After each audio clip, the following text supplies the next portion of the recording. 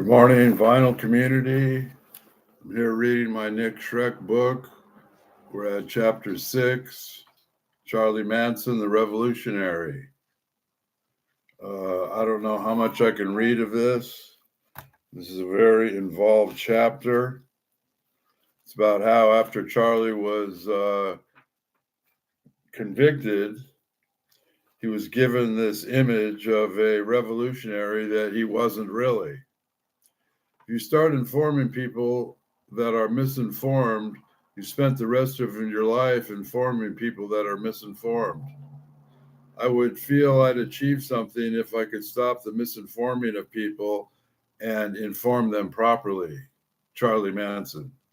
So this is a long chapter. It's going to go into Fidel Castro and end up with Che Guevara, who was a big hero for all these people, but he didn't have really anything in common with Manson other than what the German press informed Europe that they were going to be, which is another guy involved in this story. Let's see, what's his name?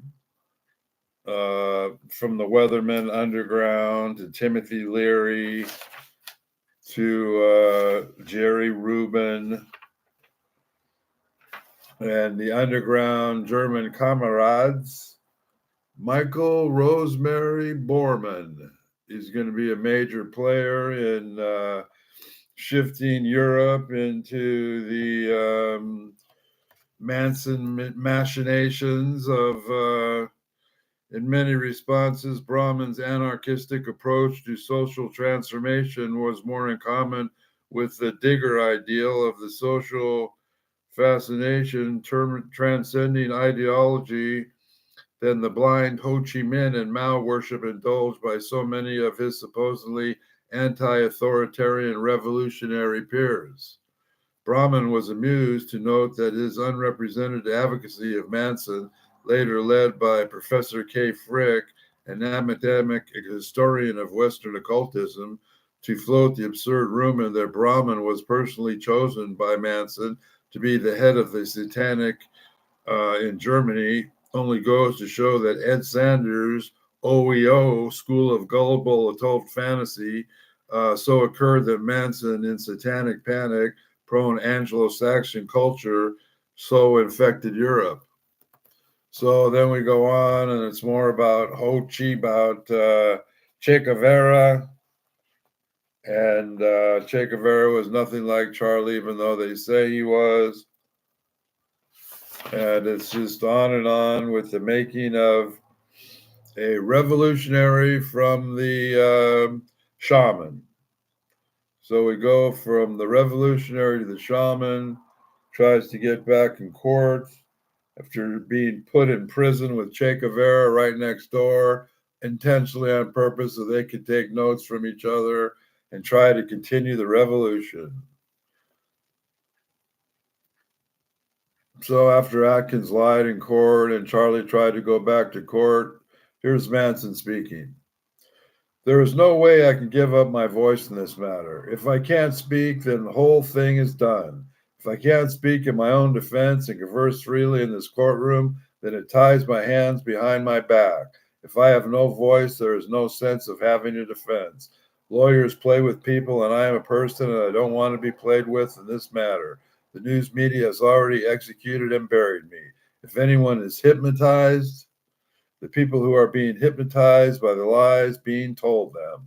There is no attorney in the world who can represent me as a person. I have to do it myself. Keene, the judge, asked Joseph Ball, former president of the California Bar Association, to examine Manson to address the co-defendant's competence.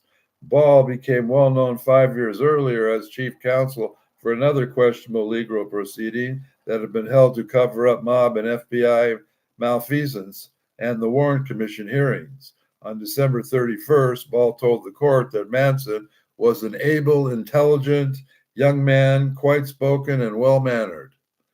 We went over different problems of the law, and I found him to be readily understanding, remarkably understanding. As a matter of fact, he was a very fine brain.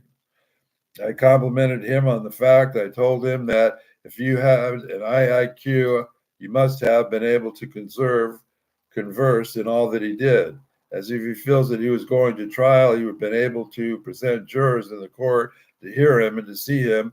They would realize he's not the kind of man who would perpetrate horrible crimes. Based on this respected legal expert professional opinion, the judge had no choice but to concede to Manson's request.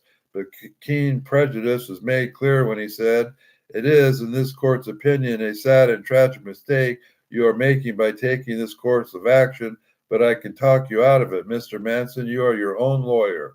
Had Manson able to conduct his own defense, he could have been cross-examined such witnesses as Linda Kasabian and others and called to the witness of his own choosing. It is likely that he could have continued the jury, and he didn't order the murders the press had already tried him for. As Phil Kaufman said at the time, "I don't think there are 12 people in the world who could convict Charles Manson if Charles Manson is talking for himself." It was not to be. On March 6, 1970, before the trial began, Judge Keene himself rescinded the permission he granted to Manson to represent himself. The reason, Keene said, was that Manson had filed a motion that were outlandish and nonsensical. Manson had filed motions that were outlandish and at the court level of plain held by his prosecution team of Vincent Bugliosi and Aaron Stovitz, locked up in county jail as well as the duration of the trial. While this was clearly intended to provoke the court, any judge can simply overrule the motion. So there was no truly valid legal reason to deprive Manson of his Sixth Amendment constitutional right to defend himself. In response to Keene's decision, Manson told the judge, "It's not me that's on trial here as much as this court is on trial." And it was the attitude that you would adopt from the duration of the litigation. Manson told Rolling Stone magazine that this was the way judges' way of assuring that he was effectively shut up. Keene assigned him another public defender, Charles Hollow Peter. Yep, that's a good one. He came to see me, Manson recalled, sat down and started fiddling on these papers in his briefcase. He wouldn't look me in the eye. They sent me this guy who looked like a mouse. He was hiding behind his briefcase and his important papers. He was saying, "Well, Mr. Manson, in your case, etc., etc., etc." And I said to him, "All right, you can look me in the eye, can't you?" He couldn't look me in the eye. How can a mouse represent a lion? A man, if he's a man, he can only speak for himself. Back in court, Manson asked Judge Keene to have Peter removed so that he could defend himself. Again, Keene denied this request. It was at this point that Manson took the reproduction of the U.S. Constitution and threw it in the courtroom trash can as a symbolic summing up of the trial. The Constitution of the United States, so much trash in a can, he said in the 1990s. Looking back on that dramatic moment of his trial, I already threw it in the trash can in the courtroom. I showed you people where it was. I did not make that reality. I said, "Look, here's what you've done with this."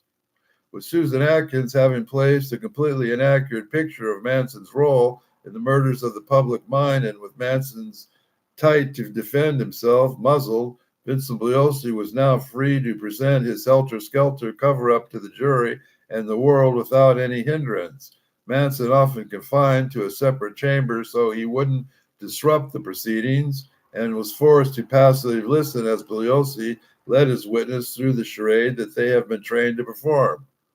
On August 3rd, 1970, less than 2 months into the trial, President Richard Nixon made this statement: "As we look at the situation today, I think the main concern is the attitudes that are created among the many of the younger people, in which they tend to glorify or to make heroes out of those who engage in criminal activities.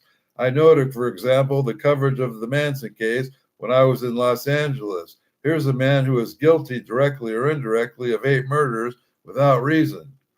Here's a man, yet, who, as far as the coverage was concerned, appeared to be a rather glamorous figure." Naturally, this premature verdict pronounced by the President of the United States was headlines around the world. Here's a man, Manson replied, who is accused of murdering hundreds of thousands of Vietnam who are accused me of having guilty of murdered 8 murders. This pithy remark spoke of many and won Manson's further support from the counterculture observing the battle of generations between fought in court. On one hand, the president's seemingly innocuous comment too much to elevate Manson into the world stage and increase Manson's standing as an international revolutionary hero to those who despise Nixon, but Nixon was added the coup de grace to what little remaining chance Manson still had for anything like a fair trial. It's hard to believe that Nixon, the shrewd trial attorney himself and a committed hater of the counterculture, made this remark without realizing the legal consequences. Though as press secretary, the president later made a retraction of the statement and admitted that it might prejudice a jury. By then, the damage was done. Nixon's accusation of Manson guilt was front-page news.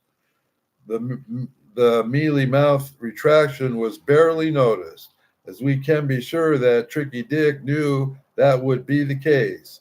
In a secret July 1st, 1971 Oval Office taping recording revealed that during the Watergate scandal, in which Nixon endured his cronies to rob the safe of the Brookings Institute, he admitted to his flunky Bob Haldeman that his comment on Manson's guilt was deliberate. He said to his trusted henchman during the same conversation, "I'll never forget they all were so worried about the Charlie Manson case. I knew exactly what was doing on Manson. You've got to win some things in the press." More deeply troubling questions are raised by that sentence from the then most powerful man in the world than any of those suspicious erasures in the Watergate tapes, who precisely was the they who were so worried about the Manson case. Could one of these worrywarts have been Nixon's friend and partner in crime, the ruthless Republican operative Evel Younger, the LA district attorney who just happened to be Vincent Bugliosi's boss? And why would the President of the United States, with so many urgent and consequential duties, feel obligated to use his bully pulpit to assure that a defendant in a local California murder trial was guaranteed guilty? The further ponder in this intriguing private statement was never intended to hear would be more speculation, but Nixon's little-known admission that his widely reported declaration of Manson guilt wasn't a rashly spoken gaffe, but a consciously, strangely, can only make us ponder and wonder whose dark agenda Dick's trick served. Had it been anyone else's trial but Charlie Manson's, this astounding accusation of guilt from the most powerful man in the world would have led to an immediate mistrial. But when the defense attorneys strenuously objected, Judge Charles Older similarly refused to take this argument seriously. He would concede to direct all counsel to remove from counsel table any news containing any of this material so that they will not inadvertently be displayed to the jury when the jury comes in. Manson's attorney, Irving Kanarick, is one of the rare moments of clarity, rightly protested. This is Kanarick talking to the court.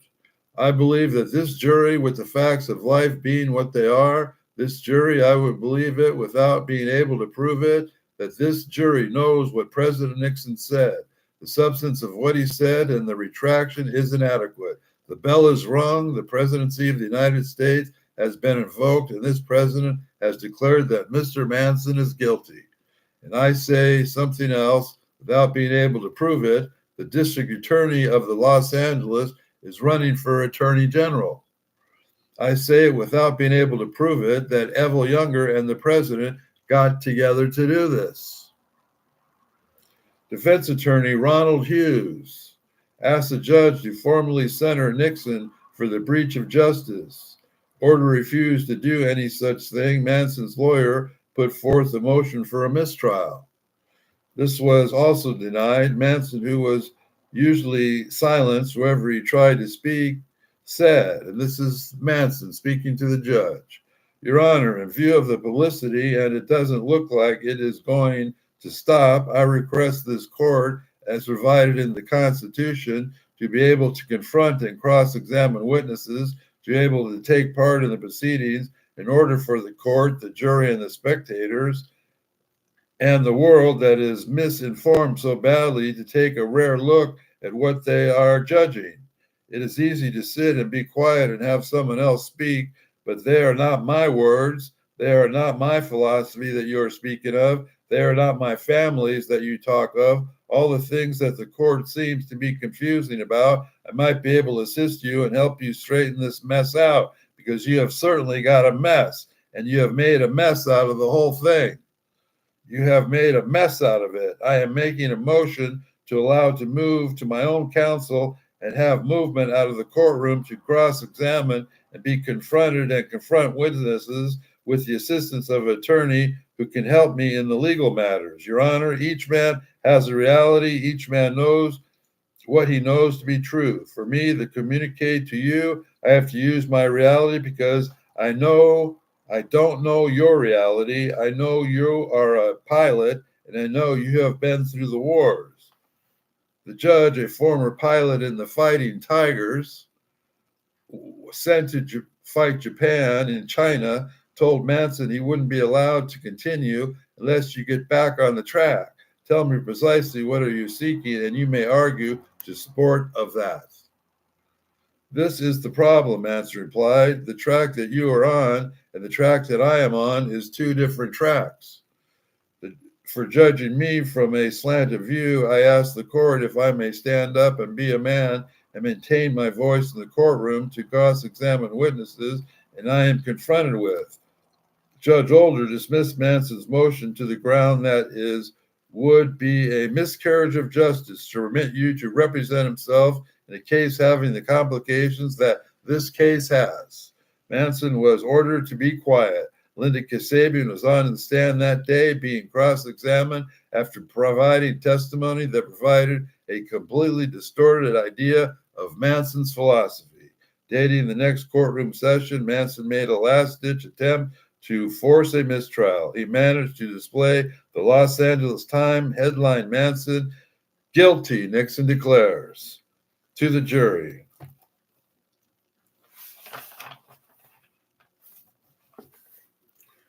But the predictability, when Judge Older interviewed each juror about this incident, he ruled that their inability to consider the case was an unprejudiced manner, had not yet been influenced.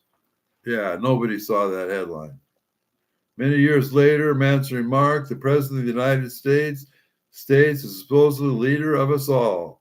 Well, you can pick me for the leader of the family and then give Nixon immunity? He killed a lot of people, a lot of more people than Charlie did. Manson made one more bid to appeal to the judge to let him defend himself. I have a position as well as your honor has a position. My position is still as strong as it was the day I was arrested. The position that I hold is as follows. The confusion that has been created around the situation can be eliminated if your honor would allow me to have my own voice in court. I am not here to a delusionary tactic or cause confusion. I am here to shout to your courtroom. I am not here to fight with your bailiffs. I am not here to go against my brother. I am here to try to explain to these two gentlemen, even though as sincere as they may be, they have no idea on what is going on. They are still in the dark about the whole situation. They have a bunch of facts. They have a bunch of things. Judge Older, two gentlemen, who you're talking about. The district attorney, and they are very good at what they do, but they are way out, and they are on the edge of town, you know? It's like Older interrupted him and told Mr. Manson, I don't want to hear a speech. Manson asked if he could operate on his own counsel, and the attorney, Irvin Kanarick, for a final time, Older denied the motion. Yeah, okay, Manson replied, then you leave me nothing. You know, there is nothing else I can do. You can kill me now. With Manson effortlessly muzzled, Linda Fromm aptly took over as his public representative for the duration of the trial. She and several of her Remaining Spine Ranch commuters who were still free staged a permanent protest in the sidewalk outside the Hall of Justice where the trial was being held. Fromm organized such shrewdly conceived media propaganda events as the Crawl to Freedom.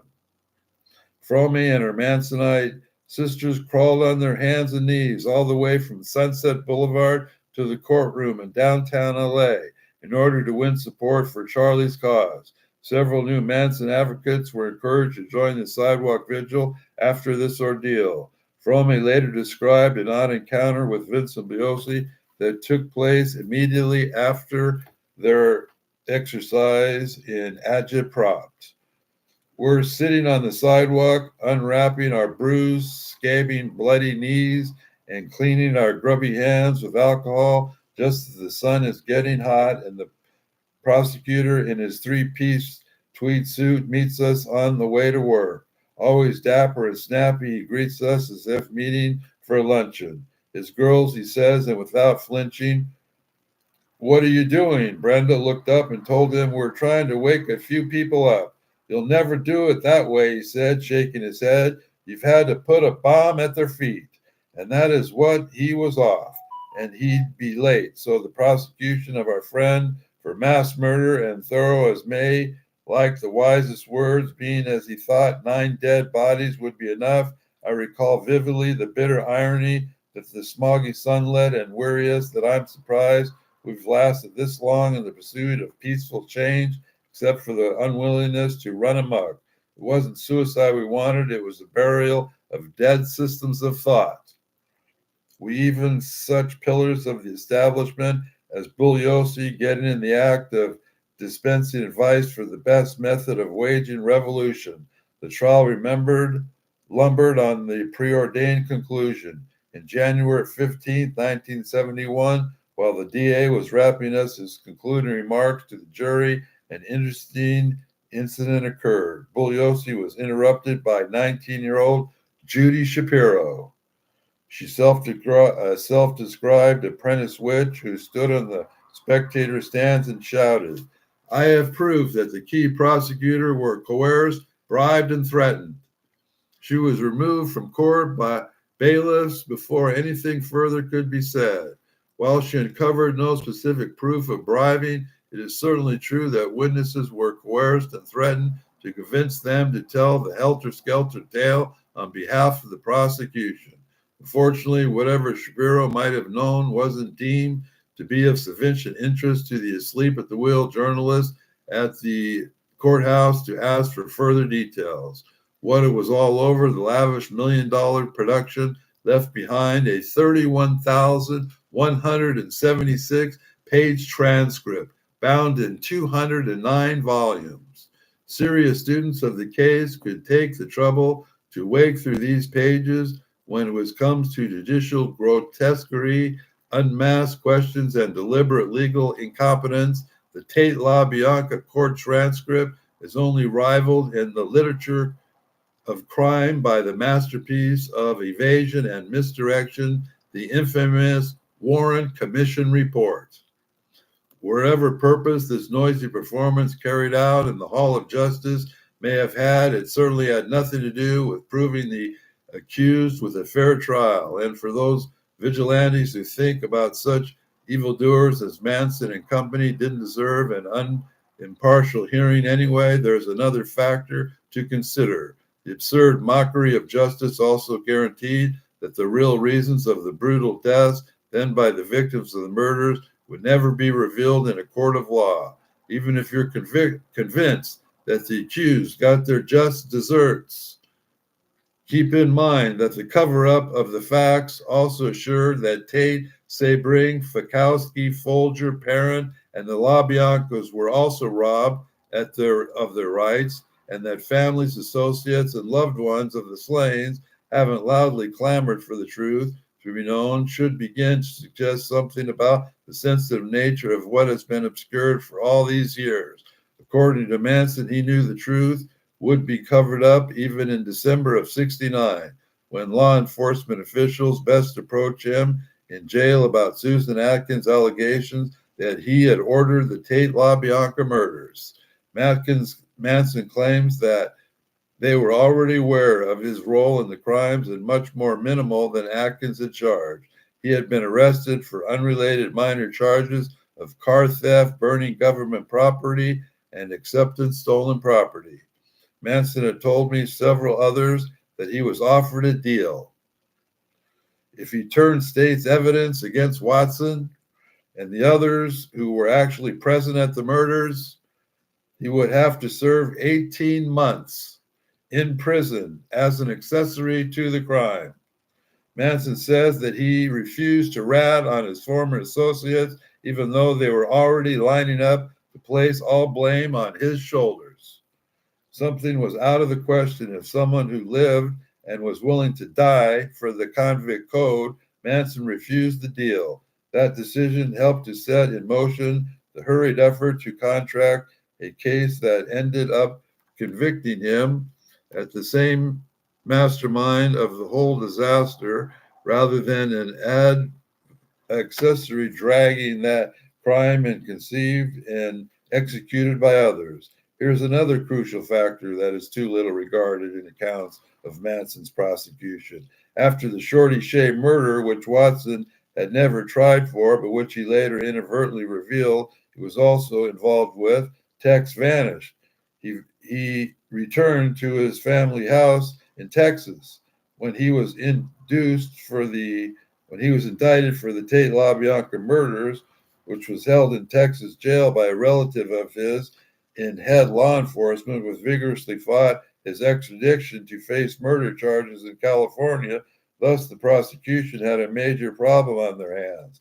The man who allegedly plotted and committed the Tate LaBianca murders wasn't available in time for a defendant in the first trial. Was this not for the matter of timing that prevented Watson being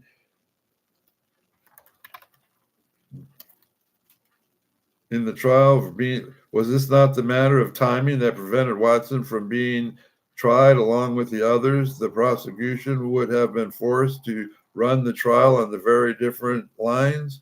Luckily, Bugliosi, the flamboyantly eccentric, made for a much more compelling and likable affair with Watson than with his supposedly cut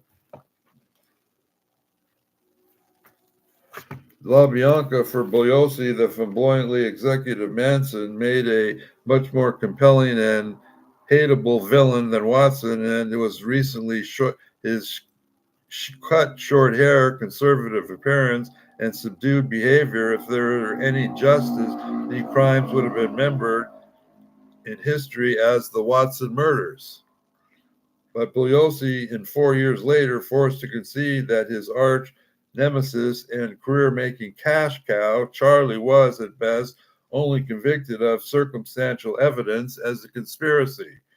A far cry indeed from the damning charges Bugliosi leveled at Manson during his brainstorming heyday in court. The anti-hippie crusade that took place in the wake of Manson's trial had far-reaching social implications that extended beyond the case itself.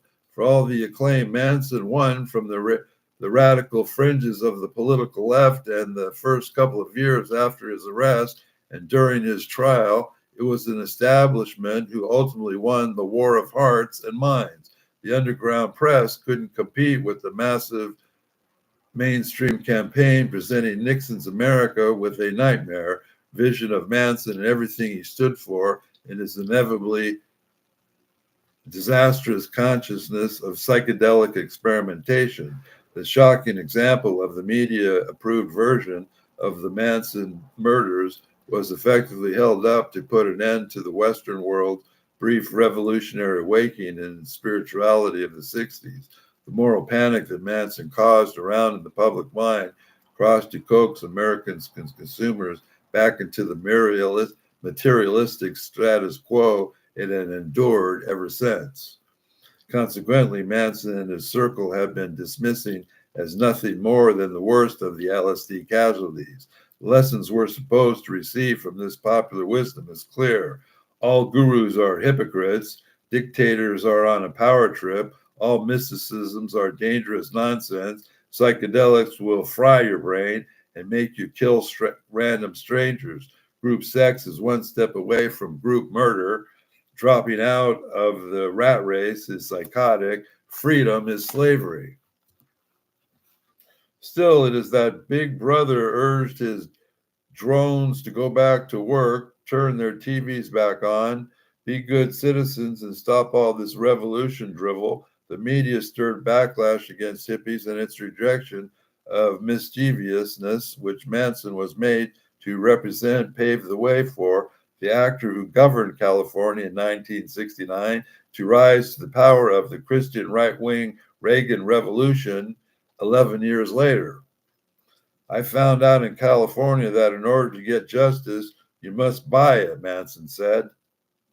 You will not give, they will not give you what they call a fair trial if you have the rights that your fathers died for. I would have had my trial. I would have had my rights. I would have had my day in court, but I didn't. All I got was you guys blaming me for the 60s.